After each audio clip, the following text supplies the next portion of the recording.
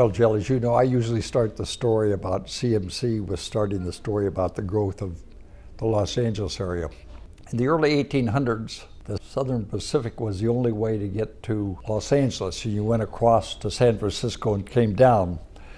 Then the Santa Fe Railroad got a line into Los Angeles in the early 1800s, and the cost of a railroad ticket from St. Louis to Los Angeles went from over $100 down to $6 or $7. And all kinds of people got on the railroad and came west. Railroads got their money in major part by getting land. And so Southern California became a big land development operation. And a lot of people came and settled, and they built churches, and the churches wanted to start colleges.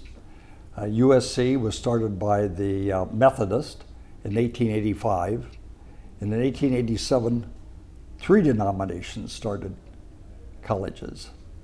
Occidental by the Presbyterians, Whittier by the Quakers, and Pomona College by the Congregational Church, located at the corner of Geary in Pomona, and that church is still there. That's how Pomona College got its name. They were going to build a new campus for Pomona in the northern part of the city, what's now called Piedmont Mesa. But the people who were developing Claremont decided that if they would come to Claremont, they would give them land, and they would give them the old hotel that had been built as a result of trying to sell the real estate. In fact, not only did Claremont have a hotel, but so did Laverne. There was a hotel in Laverne. So they made an arrangement to give Pomona College the old hotel and land if they would move to Claremont. Thus, Pomona College ended up in Claremont. And the building that is now called Sumner Hall was really the old hotel. It's been much remodeled, but it was the old original hotel that Pomona got when they came here. Then in the about 1920, maybe a little before that, they brought a new president to Pomona by the name of Blaisdell. And Blaisdell, rather than just growing, or rather than staying at one small college, decided to adopt what he called the cluster plan, or the Oxford-Cambridge plan of colleges. He hired a young assistant by the name of Bob Bernard, and Bob did some investigation, and they decided to ask Ellen Browning Scripps, who lived down in La Jolla, if she would support this plan. And he wrote the famous letter talking about building a cluster of colleges along our great national byway, which he meant Highway 66, which is Foothill Boulevard. Miss Scripps gave the money, and they started Scripps College. The founding date of Scripps, as you know, was 1926. And they had a big sign on Foothill Boulevard that said, Scripps College for Women under construction. And actually it was the Dean of Faculty of Pomona who became the first president of Scripps, Jaquia. Right. Anyhow, Scripps has started. They built a beautiful campus, and amidst college was to start shortly thereafter. But shortly thereafter was the Depression. During the 30s, a plan for what became Claremont Men's College was written by a professor by the name of Russell Story, who worked at what we now call Claremont Graduate University. But we actually didn't come out of the Depression till after the Second World War. And by that time, there would have been a complete change in leadership, and there was some question whether this concept of a number of colleges was or was not a good idea. Now, to backtrack just a little, Donald McKenna and George Benson were both students at Pomona at the same time. They knew each other as undergraduates. They believed in the Blaisdell plan. They were there when Blaisdell was president. And this was the plan that asked for a number of colleges here.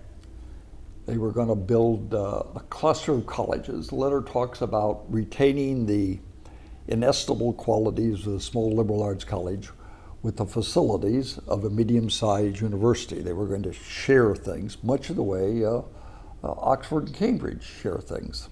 After the war, Donald had gone on to the Board of Fellows of the Claremont Graduate University, who was responsible for starting new colleges. And he had the feeling that the concept was dying away. They weren't going to start another college. And so he said, I will give you $20,000. Let's go out and hire somebody and see if he can get this college started. And he had in mind his friend, George Benson. They went to the Board of Fellows and they said, no, well, that's a fine idea, but $20,000 is not enough money. You need $100,000.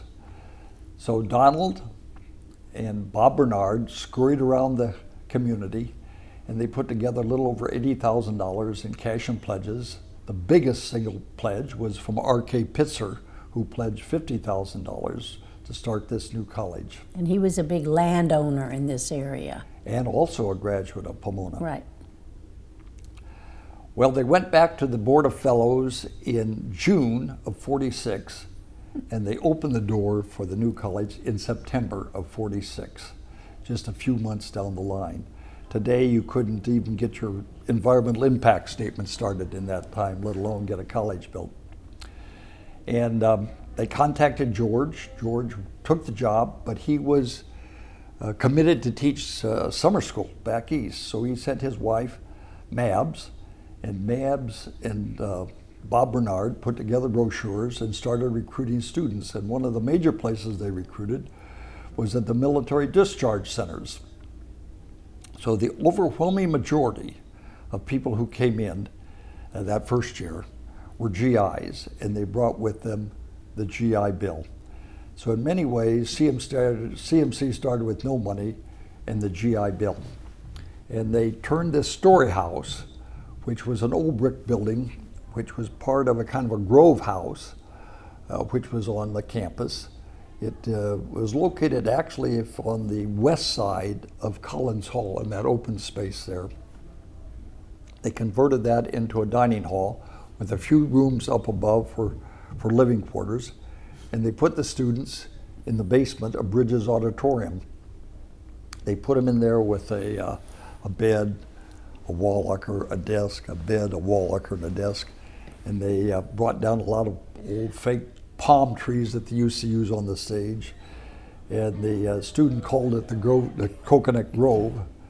And one of the early veterans said, you know, it reminded him of his barracks in Guam. Anyhow, that's how we got started. They brought in Quonset huts from the military. They brought in the old Santa Ana buildings, which were military buildings. George managed to recruit a first-rate faculty who came out here and was part of the pioneering class. And most of them, as was George, were veterans of World War II. And these veterans gave the college a definite flavor. Yes, flavor would be the right word. You had people who had landed in the Pacific with the Marine Corps, who had been shot down over Germany, who had been in submarine warfare. You weren't going to treat these students as you treated the average 17-year-old freshman. Interesting enough, most of them were in a hurry to get their life started. Many of them married while they were in college.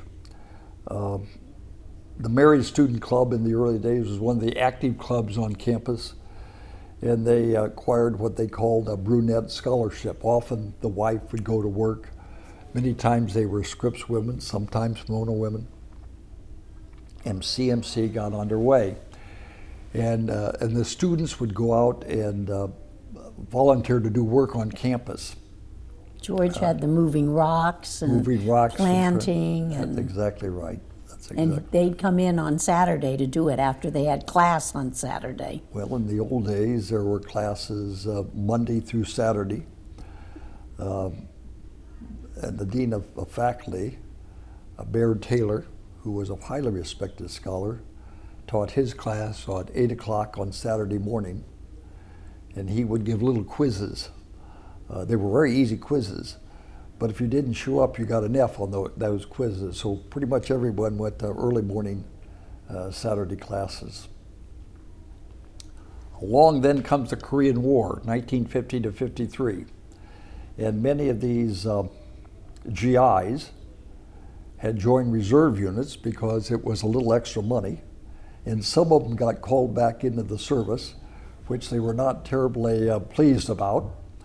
And George was afraid that the drafting for the Korean War might do the college in, and he warned the faculty that this was a real problem for them. As it worked out, it really wasn't.